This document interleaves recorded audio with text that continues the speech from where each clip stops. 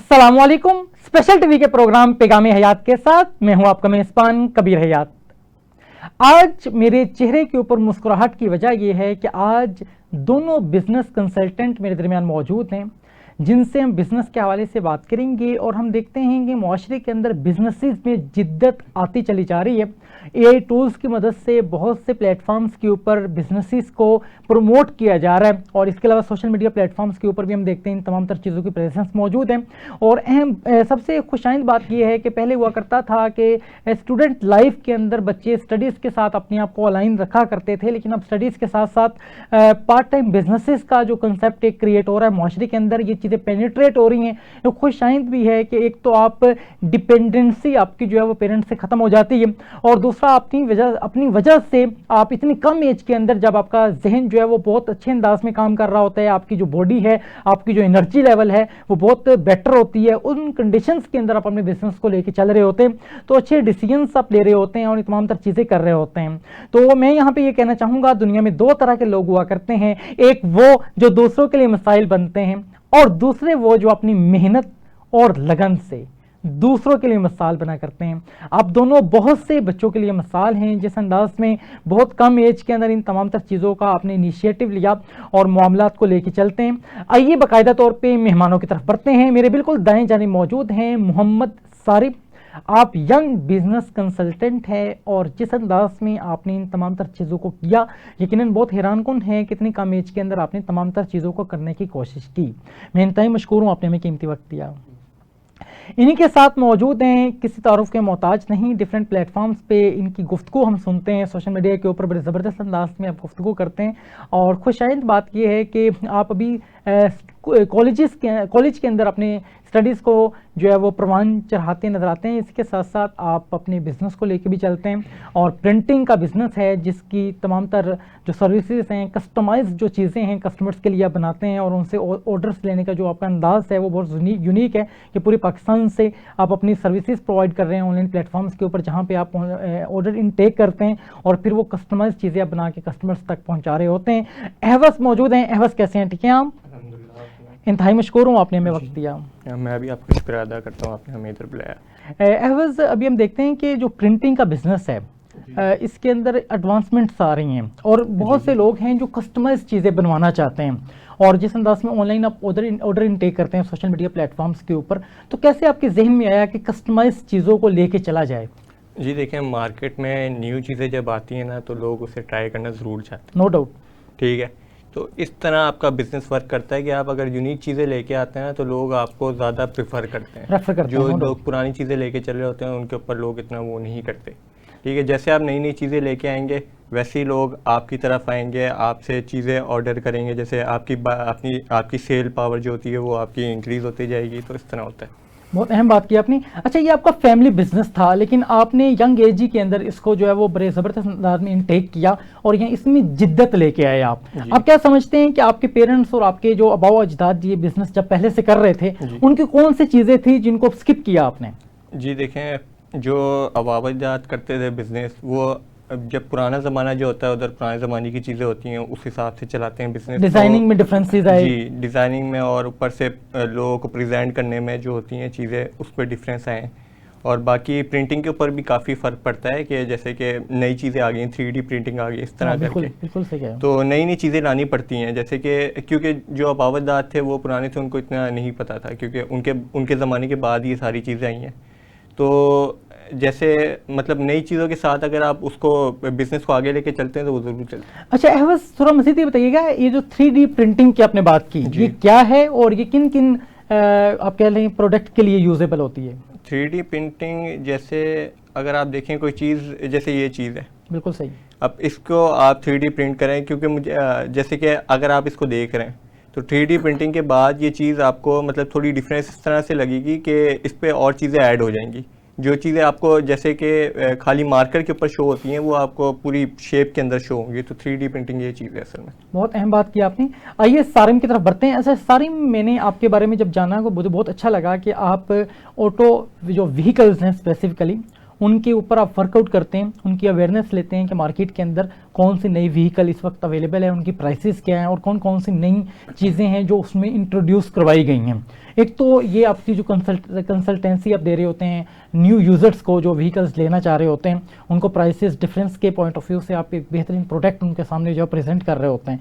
तो पहले ये बताइएगा, इसका शौक आपको कब से था इन चीज़ों को सर्च आउट करने का? जब मैं नया नया मतलब जवान हुआ था ना, गाड़ियों का ऐसी बात है, लड़कों को शौक होता है। बिल्कुल ऐसे ही। तो एट द एज ऑफ 15 तो तब मुझे फिर पार्क व्हील्स का पता लगा। ऐप है, बिल्कुल सही, ऑनलाइन ऐप है, गाड़ियों की ऐप है। उसके अंदर आप सारी गाड़ियाँ सर्च कर सकते हो, उधर आप कंपैरिजन कर सकते हो गाड़ियों का, उधर आप प्राइसेस जान सकते हो गाड़ियों की। तो फिर वहाँ से मुझे शौक चढ़ा गाड़ियों का। अच्छा, पार्क व्हील्स के ऊपर आप तमाम जो न्यू प्रोडक्ट्स आ रही होती हैं उनको उनसे आप हेल्प आउट ले रहे होते हैं कि कौन कौन सी चीज़ें इस वक्त मार्केट में न्यू हैं।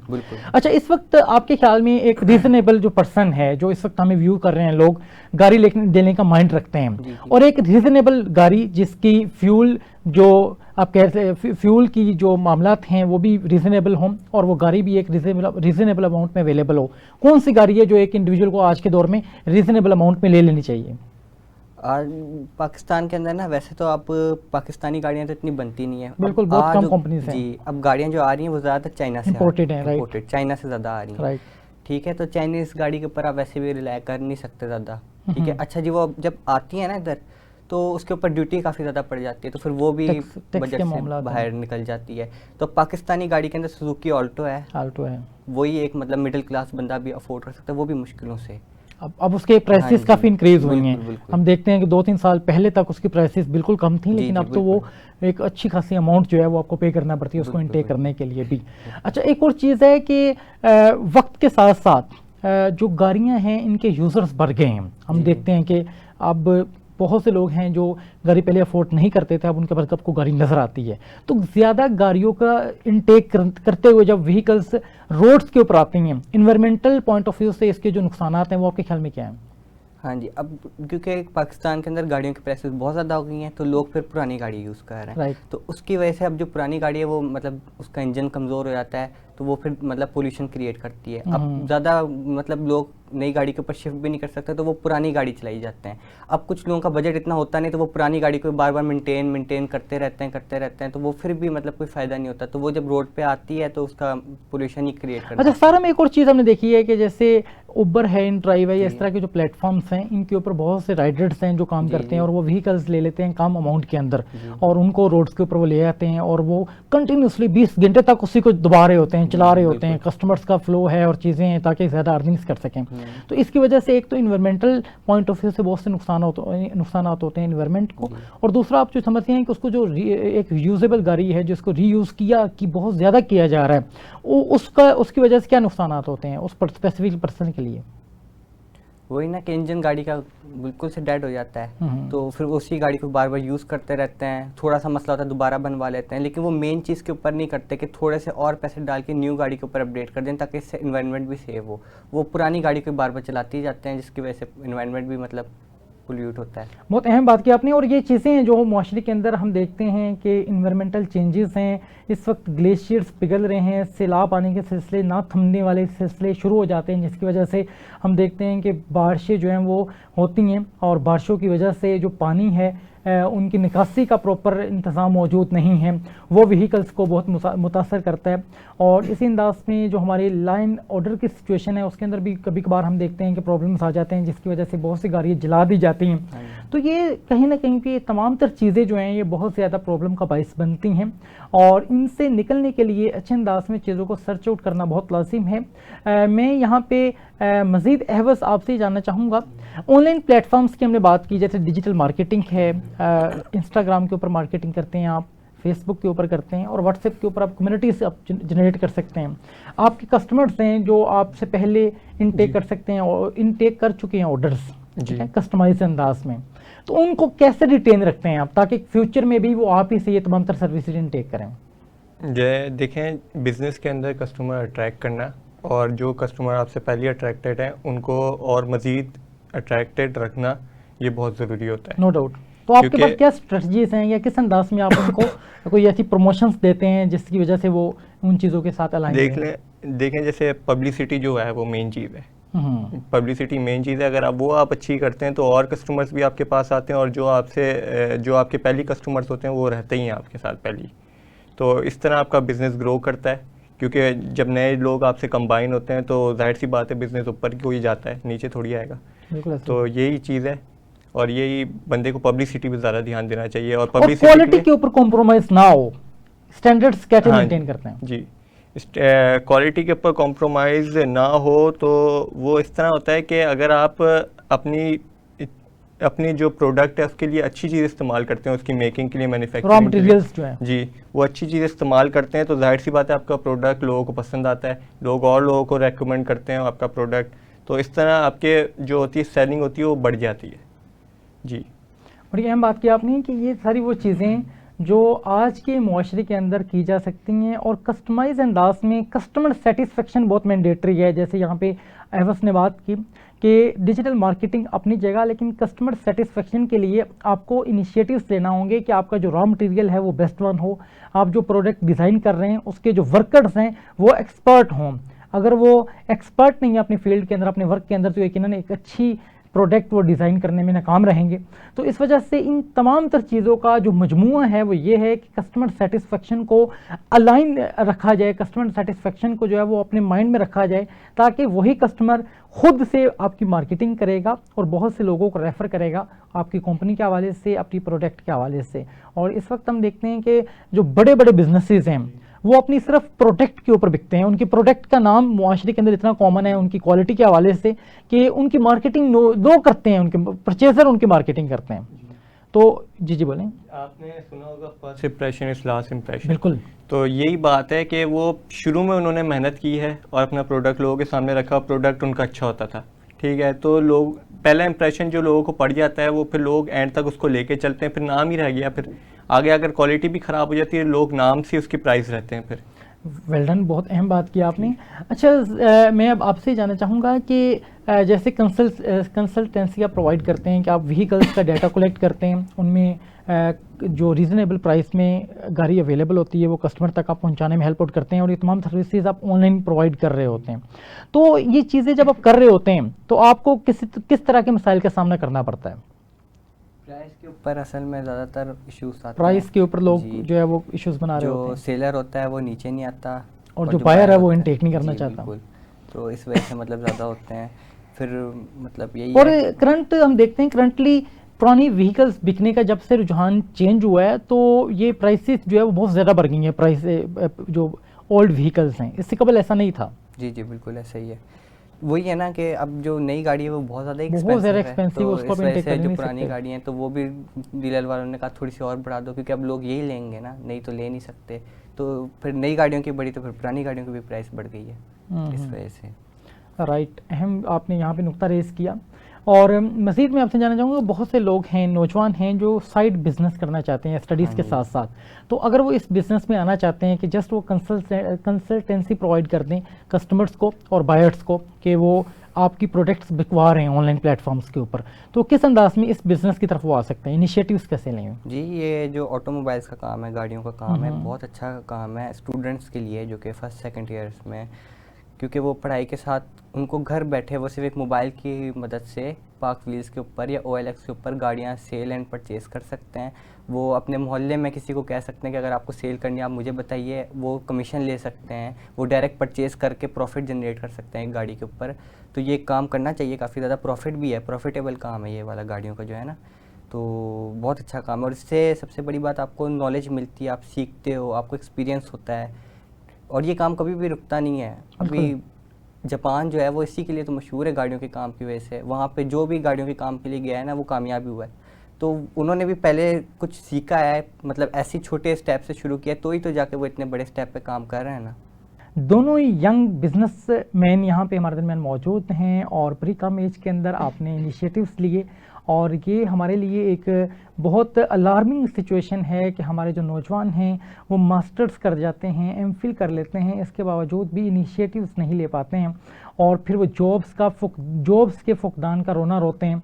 और ये तमाम तर चीज़ें वो हैं जो मुआशरे के अंदर इस वक्त कॉमन हैं। लेकिन ऐसे लोगों को आपके सामने अयां करने का पर्पज़ ये है कि पाकिस्तान का मुस्बत चेहरा दुनिया तक दिखाया जा सके, और दूसरा पर्पज़ ये भी है कि ऐसे नौजवानों को आपके सामने लाया जा सके और इनसे सीखा जा सके कि अगर ये इतनी कम एज में अपनी स्टडीज़ के साथ इन तमाम तर चीज़ों को कर सकते हैं तो फिर हम क्यों नहीं कर सकते। अगर यही सवाल हम खुद से पूछें तो बहुत से जवाबात हैं पॉजिटिव जो आपकी मेंटल आपको खुद मिलेंगे और आप उन इनिशिएटिव्स को ले सकते हैं।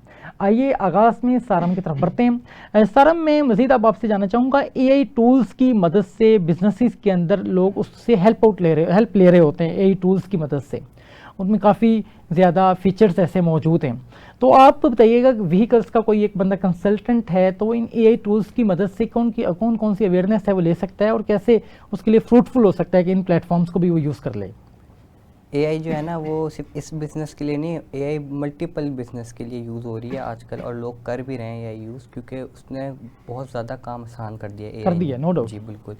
अब जो एआई है ना उससे आप गाड़ियों का मतलब, गाड़ी तो एक फ़िज़िकल चीज़ है तो उसको आप कुछ नहीं कर सकते एआई से, लेकिन आप गाड़ी की डिस्क्रिप्शन लिख सकते हैं अच्छी सी एआई से। बिल्कुल सही। हाँ जी, ऐड लगाने के लिए। जी बिल्कुल, ऐड लगाने के लिए आप डिस्क्रिप्शन लिख सकते हैं। आप इन्फॉर्मेशन हासिल कर सकते हैं गाड़ी की कि कौन सा इंजन यूज़ होता है इसके अंदर। जैसे कि सिविक के अंदर आप लिखेंगे एआई के अंदर सिविक के अंदर कौन सा इंजन यूज़ होता है, कौन सी टाइप यूज़ होती है, वो आपको पूरी की पूरी डिस्क्रिप्शन दे देगा एआई। तो इसी तरह एआई की मदद से आप सारा कुछ कर सकते हो। बहुत अहम बात की आपने कि एआई की मदद से अपने एड्स को रन करने के लिए जो कंटेंट क्रिएशन है उसको आप इजीली परफॉर्म कर सकते हैं और वहाँ से आप डेटा इनटेक कर सकते हैं।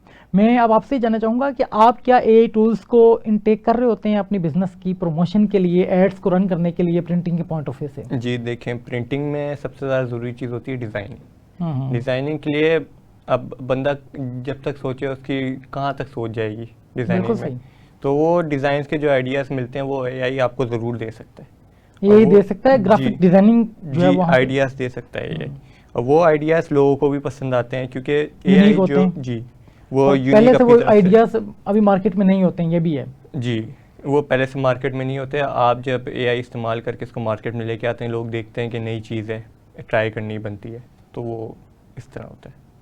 जी बिल्कुल सही। अहम बात है यहाँ पे कि इन टूल्स की मदद से आपके जहन में जो ख्यालात नहीं भी आ रहे उनको भी आप अमली जामा पहना कर एक अच्छी प्रोडक्ट डिज़ाइन कर सकते हैं। और डिज़ाइनिंग के अंदर जब माइनर सा भी चेंज आता है तो कस्टमर का माइंड अट्रैक्ट होता है कि I have to try it, और वो उस तरफ जाता है और फिर वो उसको परचेज़ करता है, और जब जैसे ही वो सेल होती है तो आपकी जेब में पैसा आता है और आपको जो मोटिवेशन लेवल है वो ज़्यादा बेहतर हो जाता है। अच्छा, फर्दर मैं आपसे जानना चाहूँगा सारिम कि जब पहली बार आपने ये बिज़नेस का जैसे आगाज़ किया, स्टार्ट में कौन कौन से प्रॉब्लम्स थे जो आपको फेस करना पड़े? अभी रिसेंटली हमने एक गाड़ी सेल की है, हमारी पर्सनल थी सिविक, तो वो फर्स्ट टाइम मैंने सेल की थी। गुड। तो पार्कविल से सेल की थी, पहला एक्सपीरियंस था मेरा। तो मैंने बाबा से पूछा कि बाबा कर दें। बाबा ने कहा, पहले हम शोरूम भी गए तो उन्होंने इतनी अच्छी रेट नहीं लगाई, जाहिर सी बात है उन्होंने अपना प्रॉफिट जनरेट करना होता है। तो फिर हमने खुद ही अपना किया पार्कविल से ना, मैंने ऐड डाली, डिस्क्रिप्शन लिखी, सब पहली बारी था तो ऐड डाली, डिस्क्रिप्शन लिखी, सारा नंबर वगैरह डाले, सारी प्रॉब्लम्स बताई। बाबा ने कहा कि जो भी सेल करो तो हमेशा सच बता के सेल करो, झूठ में ना सेल करना, 2 पैसे मिल जाएंगे वो कब तक चलेंगे, इससे अच्छा सही से बता के सेल करो। तो हमने सारा कुछ सही से बताया। तो फिर ना अगले दिन ही मतलब बहुत सारे कॉलें आई मुझे, सिम पे भी कॉल आई, लोग मुझे डीमोटिवेट भी कर रहे कि इसके इतने ले लो, कम लगा रहे थे, काफ़ी ज़्यादा हौसला तोड़ रहे थे। तो फिर भी ऐड लगी रही। तो फिर उसके बाद ना एक गुजरे वाले से बंदा आया, गुजरे वाला गांव है ना, वहाँ से बंदा आया, उसने कॉल की, तो फिर वो देखने के लिए आया। अब साथ में जब आप गाड़ी किसी को दिखा रहे होते तो आपने इस चीज़ को भी देखना होता है वो आपकी गाड़ी के अंदर कोई सामान वामान ना रख दे, कोई इलीगल काम वगैरह मतलब कुछ रख दे। आपको उनको ड्राइव नहीं देनी होती गाड़ी की, आपको सिर्फ उनको दिखाना होता है, आपको उनको कहना होता है कि ये फॉल्ट है, फॉल्ट भी साथ बताने होते हैं आपको उनको। तो फिर इस तरह उसको अच्छा लगा, मेरी कम्युनिकेशन स्किल भी अच्छी उसको लगी। उसने कहा सारा आपने सच भी बताया है। तो फिर उसने मतलब उसी प्राइस में डन की गाड़ी जिस प्राइस में हम थे। बहुत अहम बात किया आपने, और बड़ी एहतियाती कुछ तदाबीर भी हैं जो यहाँ पे आपने शेयर की कि जब गाड़ी आप सेल करें तो वहाँ पे जब उसको आप ड्राइव दे रहे हैं या उसको गाड़ी चेक करवा रहे हैं तो उस दौरान आप एहतियात रखें, अपनी नज़र को जो है वो मुकम्मल तौर पे मरकूज़ रखें कस्टमर के ऊपर, ताकि वो कोई भी ऐसी एक्टिविटी, कोई ऐसी चीज़ ना करे जो कल को आपके लिए प्रॉब्लम का बायस बने। और इस तरह के बहुत से इंसिडेंट रिपोर्ट होते नज़र आते हैं जो सोशल मीडिया पर हम देखते हैं कि आप गाड़ी सेल करने गए और वहाँ पर इस तरह के इंसिडेंट्स हुए जो बाद में आपके लिए बहुत ज़्यादा प्रॉब्लम्स का बायस बनते हैं। तो इन चीज़ों में यकीनन इन चीज़ों को सीखना और इन चीज़ों से अवेयरनेस लेना मैंडेटरी भी है और दौरे हाजिर की ज़रूरत भी है। फर्दर मैं अहवज़ आपसे जानना चाहूँगा, आप क्या समझते हैं कि जो नौजवान हैं अपने टाइम को कैसे मैनेज करें? आप खुद भी कॉलेज में पढ़ते हैं और इन चीज़ों को आप करते नज़र आते हैं। तो अब एक नौजवान है, एक पर्सन है, अब वो चाहता है कि मैं इन तमाम तरह चीज़ों को करूँ, लेकिन उस टाइम को मैनेज नहीं कर पाता स्टडीज़ के साथ। टाइम मैनेजमेंट कैसे की जाए? देखें, जब किसी चीज़ का शौक़ होता है ना तो टाइम खुद ब खुद निकल आता है। Good. और पढ़ाई जो है वो आपके किसी चीज़ पे इफ़ेक्ट नहीं करती। पढ़ाई जो है वो आपके साथ मैंडेटरी होती है, ठीक है। जो अगर एक साइड पे आप देखें 24 घंटे का दिन होता है, 5-6 घंटे आपने पढ़ लिया कॉलेज स्कूल में, 12 घंटे तो खैर ज़्यादा हो गया, 8-9 घंटे की आपने नींद ले ली, बाकी कितना टाइम बच जाता है पीछे, उसमें आप ये काम करें।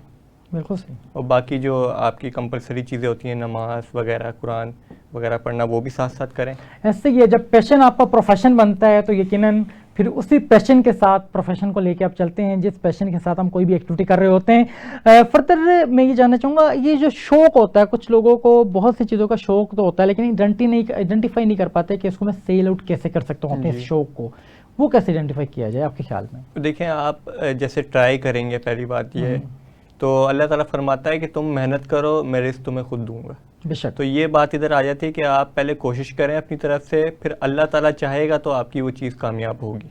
तो ये चीज़ है इधर।